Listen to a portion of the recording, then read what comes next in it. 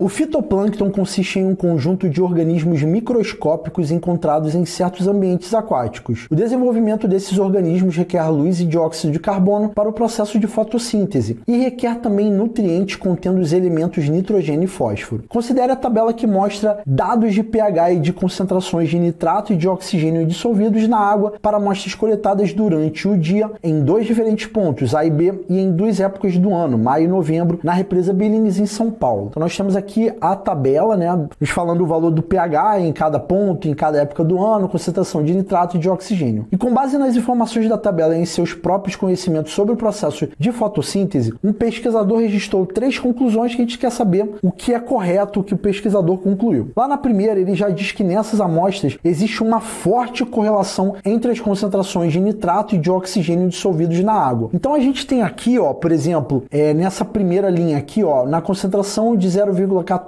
oxigênio é 6,5. Aí aumentou 0,01, pô, já reduziu bastante, 5,8. Aí de repente aumentou para 7,771, ou seja, aumentou muito e reduziu bem pouquinho, cara. Não sei se você tá reparando que aqui, ó, pô, aqui aumentou bem pouquinho e diminuiu bastante. Aí quando eu comparo aqui, ó, que aumentou demais, pô, diminuiu quase nada, tá ligado? Aí aqui reduziu bastante e de repente aumentou um pouquinho de nada. Então, falar que existe uma forte correlação, a gente não tem dado suficiente para isso, né? E essa forte correlação aqui, a gente está vendo que os dados aqui não batem. Então, essa forte correlação não rola, tá? Essa conclusão aqui não é correta, o que o pesquisador concluiu. Na 2, é mencionado que as amostras de águas coletadas em novembro devem ter menos CO2 dissolvido do que aquelas coletadas em maio. Cara, a gente tem um valor aqui de pH, não é à toa. Não sei se você lembra lá que no estudo da química, o dióxido de carbono é um óxido ácido. O que vai acontecer com ele? Quando a gente tem o dióxido de carbono dissolvido em água, o que a gente vai ter? A gente vai ter a liberação, ó, vou botar aqui embaixo que não vai dar espaço. A gente vai ter a liberação de H+,